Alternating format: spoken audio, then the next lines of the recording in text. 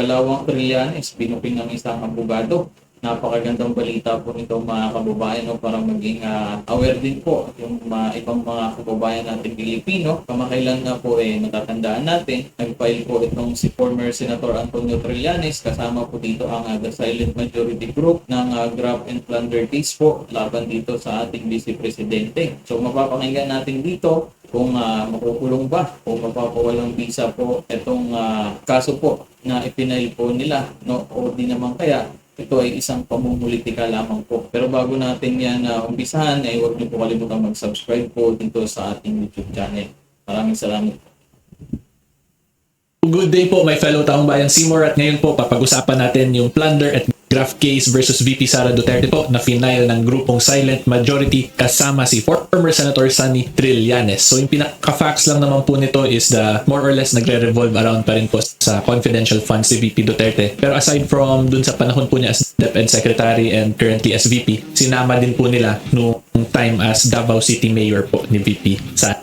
Okay, so ang magiging main issues lang po talaga natin for today is number 1, pwede ba talaga yung mga ganitong cases against VP Sara who is an impeachable officer, and then kung ano po yung posibleng mangyari or actions and or reactions po ng ombudsman in relation to mga ganito pong case or complaints na pinafile against impeachable officers. And then magbibigay na lang din po ako ng personal point of view ko kung ano yung tingin ko bakit to nila ginagawa ng grupo nila Senator Trillanes and the other individuals who are against VP Sara, kung whether or not political strategy ba yung mga ganitong cases. Okay?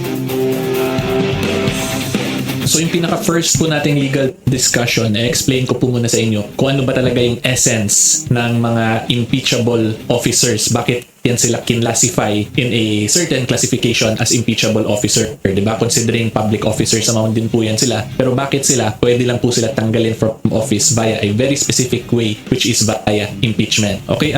So ayan, narinig po natin, wala na pong iba, no, kundi impeachment lamang po ang pwede magpatanggal po, no? At makikita po natin yung kasagutan sa question na yan dito rin po sa Duterte versus House of Representative case, the 2025 case po, kung saan yung impeachment last year against VP Sara was declared void for violating the Constitution. Okay, and to be specific, pupunta po tayo sa discussion tungkol sa impeachment. Okay, so this one po, number 3, the impeachment process under the Constitution, consequences of removal from office. Pero ang gusto ko pong ipakita sa inyo is this one. Ito pong nasa number 3, letter B. So kung makita po ninyo ang sinabi dito ng Supreme Court, impeachable officers enjoy a certain degree of immunity while in office by limiting the grounds for impeachment under Article 11 of the Constitution. The intent is to shield such impeachable officers from malicious or bothersome suits that could disrupt the performance of their constitutional duties. Okay? So, in very simple terms po, ang ibig sabihin niyan, kaya po ginawang impeachment ang way na pwede lang sila tanggalin sa office ay para hindi po maabala yung constitutional function sila during their incumbency. Kasi kung tatandaan po natin, ang mga impeachable officers po, they are officers who are directly created by the Constitution. Diba? Yung Vice President, Constitution po nag-create niyan. Yung Justices, Constitution din po yung nag-create niyan. Similar din with our constitutional commissions tulad ng COMELEC, that's also a constitutionally created office. The Ombudsman, a constitutionally created office. So makikita nyo naman po yung importance sila kasi yun nga po, they are constitutionally created positions and offices. Therefore, they are given protection so that they will be able to perform their constitutional duties without disruption. Yan po yung difference sila. Unlike po kasi yung mga iba nating officers like yung mga governors, mayors, those are all created by regular law. Hindi po yan under the Constitution natin. So yan po ang pinaka-purpose po talaga niyan, para matutukan talaga nila yung constitutional duties nila during their incumbency.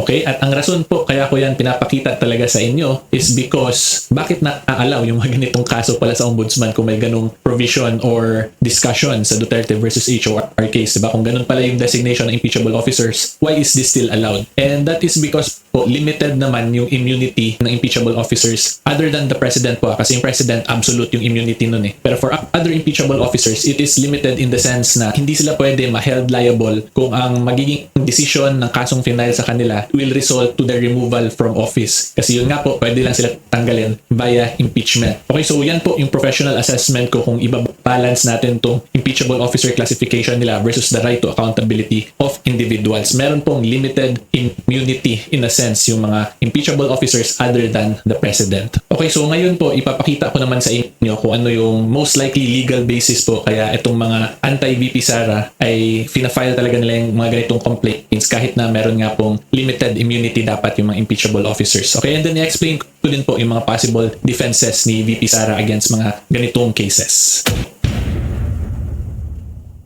Okay, so unahin po muna natin yung sa side ng mga nag-file ng complaint against VP Sara. So most likely po, yung basis niya nila is of course yung Republic Act 6770 which is the Ombudsman Law po natin or the Ombudsman Act. Okay, and then ang titingnan po natin dito is this one po, itong Section 22 Investigatory Power. Kasi ang nakalagay po dito, the Office of the Ombudsman shall have the power to investigate any serious misconduct in office allegedly committed by officials removable by impeachment for the purposes of filing a verified complaint for impeachment if warranted. So, padaanan ko lang muna ngayon pero mamaya ko po ito i-explain in detail sa later part. Ang point lang po nitong provision na to ay para maimbestigahan ng ombudsman para gamitin yon as basis sa pag-file po ng impeachment complaint sa kanya. Okay, so yan yung tingin kong rason kaya fina-file po nila to sa ombudsman para magkaroon ng investigation. Okay? And then next naman po may gusto lang din akong i-clarify sa inyo kasi meron pong disciplinary authority, di ba, yung ombudsman. So pwede siya mag-preventive suspension.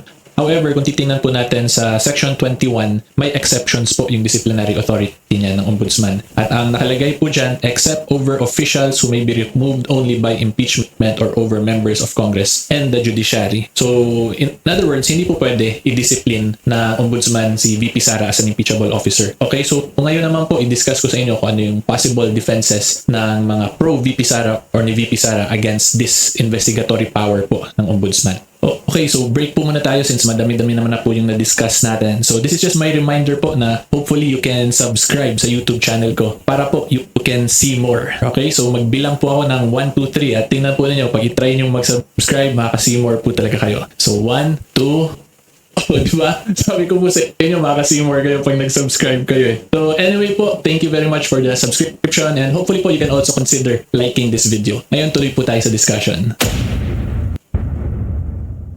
At ang sagot lang po dito is of course the discussion natin dito kanina sa Duterte versus HOR, which is yun nga po, yung impeachable officers are immune in a limited sense because they should be protected from malicious or bothersome suits that could disrupt the performance of their constitutional duties. Okay, so anyway po, ang point ko talaga dito, ang pwede po i-argue ni VP Sara is that itong investigatory power can be considered as malicious and bothersome kasi ngayon mare-require na siya mag-submit ng kung ano-anong documents, umattend ng hearings. So from there, pwede niya i-argue na na-disrupt yung constitutional duties niya because of this investigatory power. Okay, so kung ganun po ang argument niya, then ang pinaka-conclusion po dyan is that itong investigatory provision na to can be declared as unconstitutional in relation to impeachable officers. Okay, pero take note po, hindi ko po sinasabing unconstitutional na to. Yung ina-explain ko lang po sa inyo is that it can be argued. Pero at present po, since wala pa namang actual case questioning this, therefore, pwede pa talaga yan i-invoke or gamitin. Diba? Kung gusto talaga to question ni VP Sara, kailangan niya po yan pumunta sa court para ipa-declare as unconstitutional to kasi it goes against nga itong very discussion ng Supreme Court in relation to impeachable officers. Okay, so yan po yung mga nakikita kong arguments, possible arguments po, those against VP Sara and those favoring VP Sara naman. Okay, and then ngayon po, i-explain ko naman yung pananaw ko kung whether or not political strategy ba yung mga ganitong actions or cases na fina-file po ng mga against VP Sara.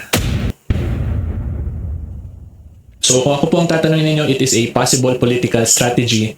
Inaw po no, sa isang pananaw po nitong attorney na si Attorney Neil Abayon ay isa pong political strategy po. Yung ginagawa po nitong grupo ng The Silent Majority Group at ni former Senator Antonio Trillanes, mga kababayan. No, dito, base po dito, lalo lang po nilang sinisira no, yung kanilang mga pangalan, lalo na darating na 2028, magtitiwala pa kaya no, ang taong bayan dito sa kanila.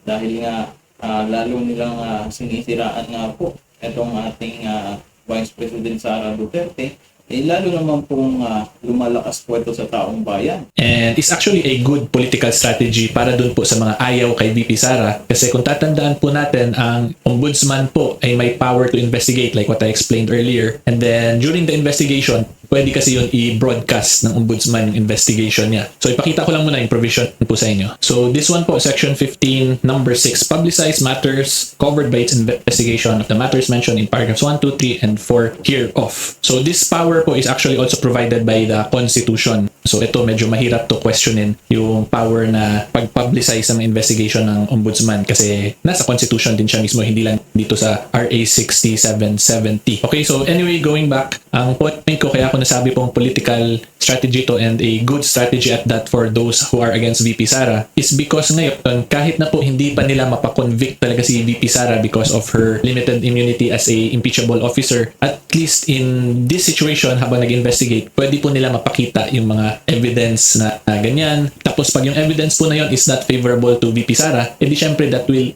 affect now the political mileage or the political popularity ni VP Sara. Yung example po dyan, kahit na po let's say in regular court proceedings, diba, bawal naman yung mga privileged communication like yung sa confidential funds. Kaya nga po kung ako lang talaga tatanungin, yung confidential funds, medyo malabo yun na case because yung gamit nilang evidence is privileged information. And I So hanggang ngayon, yan pa rin po yung binabato, no, dito po sa ating Vice President Sara Duterte, itong confidential funds. So yan, malinaw naman po, isang abogado na rin po ang nagsabi na malabo po yung ganong kaso at mahaba-habang proseso po no, bago po mahatulan yung ganong kaso.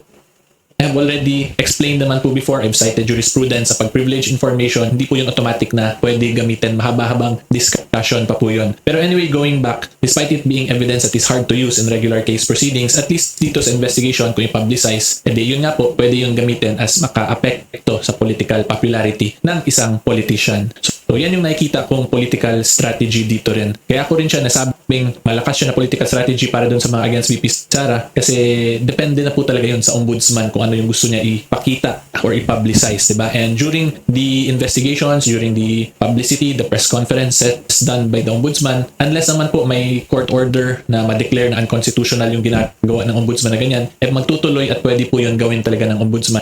Kasi the ombudsman is also a constitutionally created office po yan, diba? So, pwede niya basically i-exhaust yung tingin niya pwede niya gamitin na mga kapangyarihan niya. Unless and until sabihan na siya na unconstitutional na yung ginagawa niya. So ayan, isa sa pinaka-point lang po talaga dito mga kababayan ay itong political strategy lamang po, no? Yan po yung narinig po natin sa isang attorney po na si Neil Abayon. So ngayon mga kababayan, ano pong opinion nyo dito mga kababayan sa ipinail po na kaso ni former Senator Antonio Trillanes laban po dito sa ating VP Sara Duterte. Yan. Comment nyo na lang po dyan sa baba. Maraming salamat po.